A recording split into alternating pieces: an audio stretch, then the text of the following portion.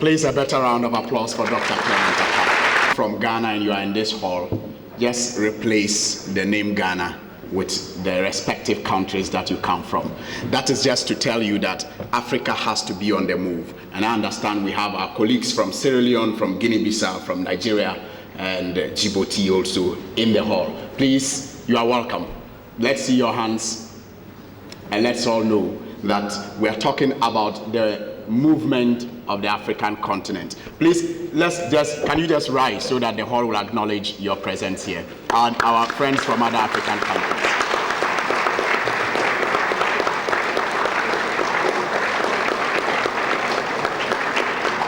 Thank you. You may take your seats. Thank you. A people from one place, and that is why I am so in love with the theme for this year's celebration of the African youth that will be done tomorrow across the African countries. It reminds me of an advice my grandfather gave me as a young poor boy from Tamale. He said, for you to catch up with your friends who are wealthy, when they are when they are crawling, you have to walk. And when they are walking, you have to run. And when they are running, you have to fly. And when they are flying, you have to vanish. Yes, so we are in a world where we have to keep running to stay at the same place that we have chosen for ourselves. Our next speaker is another young person full of inspiration, and he is somebody that we all know. Sometimes I'm sure you have followed his progress, especially those of you who follow political discussions in this country. He is an international and development economist by training, who has worked as a program development officer and research fellow, very committed in local development and public policy. He is a political activist, like I indicated a while ago. Through that, he has played influential roles in organizing the youth to become equal players in political discourses, facilitated the training of youth campaign teams, and developed long-term programs of actions for political parties. Now, as an activist, he worked as a student political leader of the People's National Convention, the PNC, without a party. It's very common for people to say PNC party. He has corrected me a number of times that they are a convention, they are not a party. It's People's National Convention, the PNC. He became the national youth organizer, and presently he is the secretary, the general secretary of the People's National Convention. He's largely influenced by the activities of Osajifo, Dr. Kwame Nkrumah. And he whispered into my ear to add that he is a son of a watchman and a petty trader. Mr. Bernard Mornah is the General Secretary of the PNC and is our next speaker.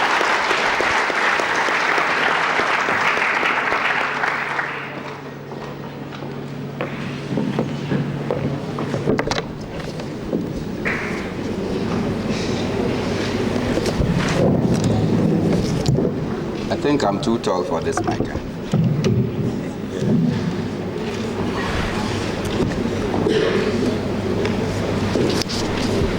Professor, Chairman, the CEO, National Youth Authority, Dr. Achap, my friend Abuabings Asamoah. I understand that he has to do some other engagements on phone, so he's out. Dr. White, I can see Mr. Gaspard Minyogle. When he was the Upper West Regional organizer of the National Youth Organizing Committee, I was a small boy, and he was always pushing us from the left to the right so that we can be straightened up. I am glad to see him in the midst of people, and I thank him for the mentorship that he gave us from that time.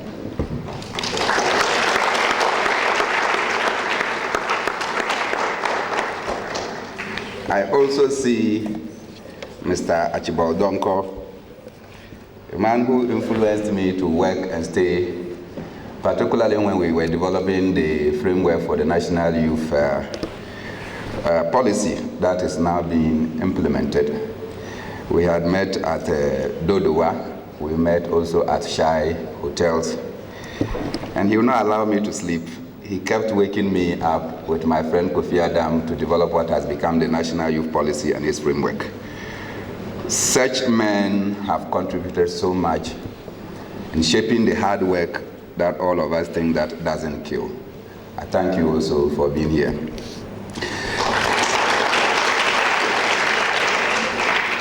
Most of you are aware that my party will be going for Congress in November, and I am not going to contest unopposed.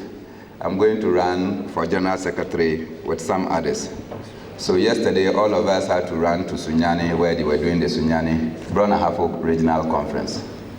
So along the lines last night, as I was coming, I was texting people to find out what the topic for today is. Though I was called, I did not have the time to look at it because I was running up and down. And I got a call from the CEO who said that, but I thought that it was important to be here this morning. So together we can share ideas. Particularly so when I'm told that it is not just a Ghanaian affair, it is about Africa. And unlike some people who believe in Ghana, I truly believe in Africa, and I believe that the African can rise to take the stage in the world.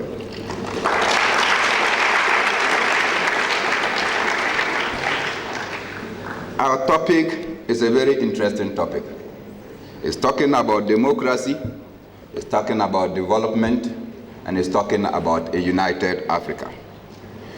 The question then one asks is, what is democracy? Some people would like to go the Abraham Lincoln way to say that government for the people, by the people, and all that. But I want to look at democracy from home. And that democracy is about ourselves. It is about the systems we put in place. It is about the institutions that we all develop. And it is about the processes that we engage in, particularly if we are a country.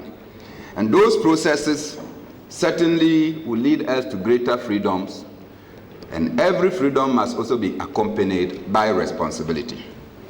We must be talking about rights that must be upheld, and the broad-based participation in our daily activities. And today, if I'm participating in this activity, then it means we are practicing democracy. And it means all of you are practicing democracy. We cannot certainly have a uniform approach as far as democracy is concerned.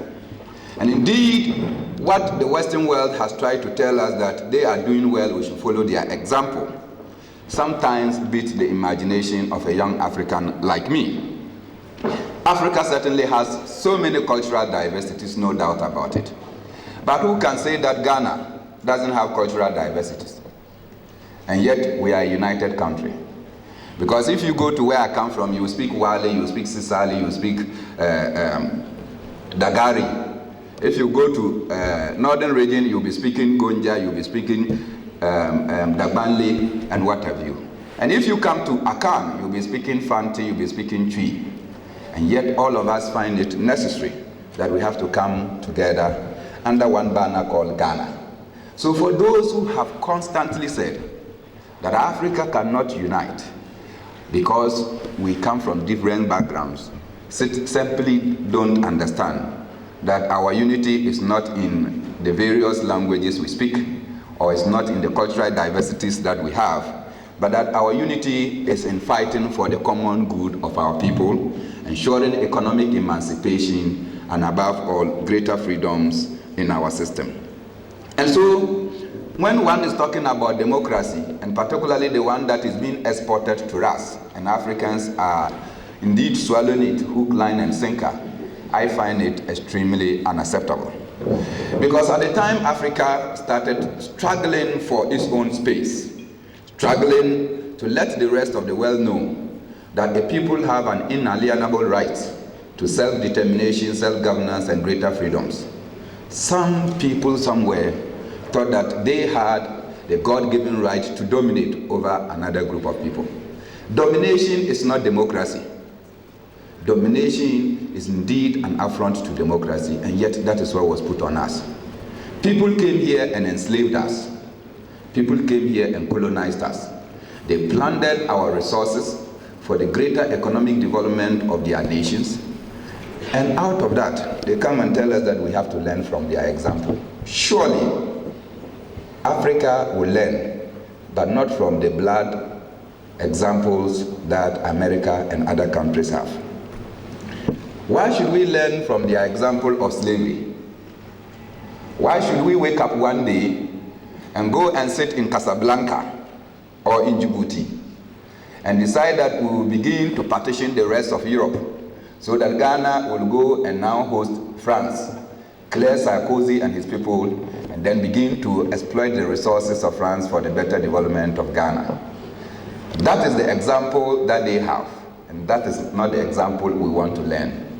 Africans must learn our own examples, find common space within the things that we have established over the past, and see how we can grow. The other component of our topic today is economic development. And by economic development, what the world wants us to believe is that we have to talk about GDP growth rate, we have to talk about per capita income, we have to talk about inflation, and we have to talk about money supply or money demand, if you want to call it so. But the question I ask is that, what is GDP? What is GDP if a large chunk of our society, after our education, cannot get employment? What is GDP, or per capita income? Economics of averages. When a large chunk of our people remain poor, and only less than 10% of our population is enjoying the wealth of 90% of our people.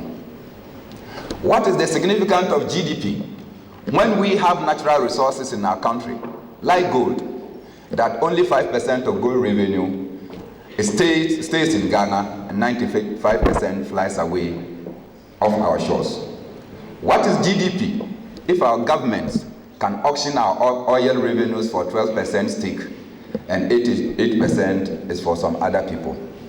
And those who own all these, as my friend and comrade Joseph Malema would say, while those who enjoy the wealth of our gold, enjoy the wealth of our oil, are in England, in Australia, and other places playing golf, our people are there digging and burning their back for the successes of their small pockets.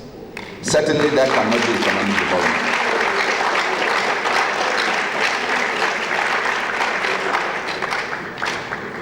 And so I stand here to say that when we're talking about economic development, to what extent are we benefiting for the continent Africa? Do we just allow those people to come and take away our wealth and go? As my Chinese brothers and sisters will tell you, you can't go to China and start to sell shoes if you do not set up a plant in China. You can't go to China and start to sell Honda if you do not start a Honda plant in China. But in Ghana, you can sell anything. You can come with your Hyundai, everything, and just go and import and come. We don't even transmit any knowledge. At the end of the day, people come and take away from our economy and run away. That cannot be economic development. We can do better as a nation.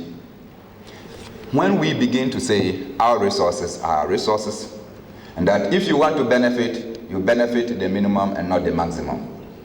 We sit in a country like Ghana, where we have so much arable land that will lead to, if you want to eat well, you can get kose and everything as propounded by Professor Kosa.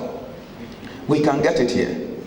And our government, sadly, if you read from 2006, up to date, particularly in 2008, we took about 600 million US dollars, went off the shores of Ghana and imported rice. Rice that we can produce in Aveime, rice that we can produce in Gumani, in the northern region that used to be called the Rice City, rice that could be